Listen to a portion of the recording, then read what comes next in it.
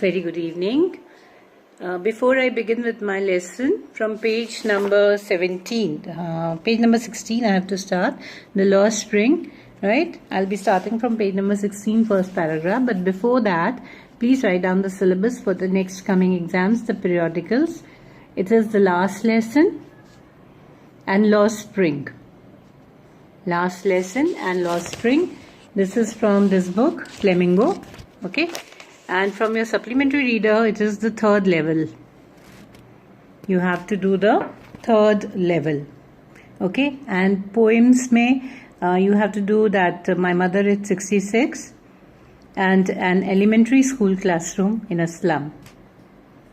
Okay. So this is the course for 12th exam periodical, which are beginning from 3rd of September. Right? Okay. Now we start with, you remember who's the hero of the story? Sahib, right? Sahib comes from Dhaka and they are residing in Simapuri, the periphery of Delhi. Okay, so let's start with the lesson. I sometimes find a rupee, even a 10 rupee note, Sahib says, his eyes lighting up. When you can find a silver coin in a heap of garbage, you don't stop scrounging, for there is hope of finding more. It seems that for children, garbage has a meaning different from what it means to their parents. For the children, it is wrapped in wonder. For the elders, it is the means of survival. Now, they are the rag pickers, right? Kachra binne wale. Now, so the parents, for them, the garbage is source of income. They find some things, the plastic, some iron, some metal things, and they separate it and go and sell it in the market, and they get money with that. That is their way of earning money, right? But for children, it is just like a heap of gold. That heap of garbage means gold to them. Why? Because sometimes when they scrounge, when they find it out, they sometimes find a 10 rupee note or a coin, anything. So these children, they are happy with that only. So he says, for us, it is a heap of gold. One winter morning, I see Sahib standing by the fenced gate of the neighborhood club, watching two young men dressed in white playing tennis. So the author says that one day in the morning I saw Sahib. He was standing outside the club and peeping inside where two men were playing tennis. And he always loved to see that. I like the game, he says.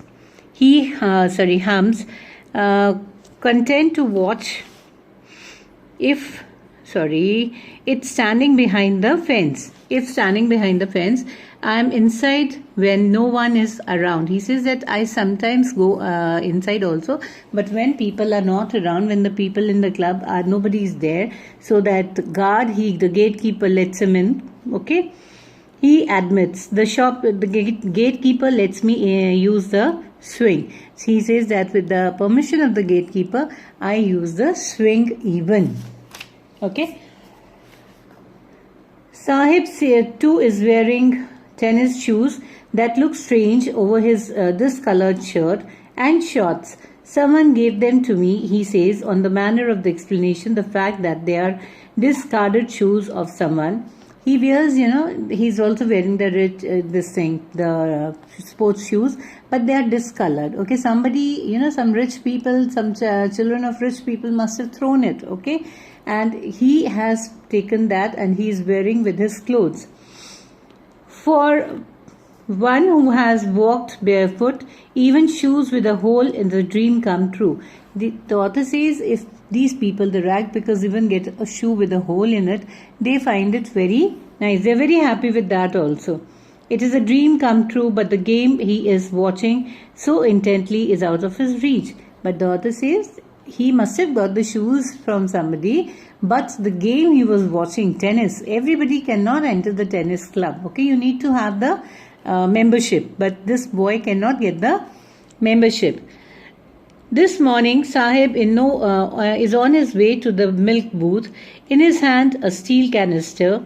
I now work in a tea stall down the road. He says, pointing in the distance, I am paid 800 rupees and all my meals. Now the author says time must have passed by and now Sahib has grown up and he's working as a child labor. He's become a servant in the tea stall where he's getting meals, okay, all the meals he was getting, and plus 800 rupees his salary also he was getting. Does he like the job? I ask. The author asks him, do you like the job? Because earlier he was master of his own wishes. But now he's not the master. He has to pick up the canister, jisme doodh hota hai, right? Canister, he has to pick it up and get the milk for the tea stall. Does he like the job? I ask. His face, I see, had lost the carefree look. Now he has become little matured, He's earning money, so he has become little matured. The steel canister seems heavier than the plastic bag he would carry so lightly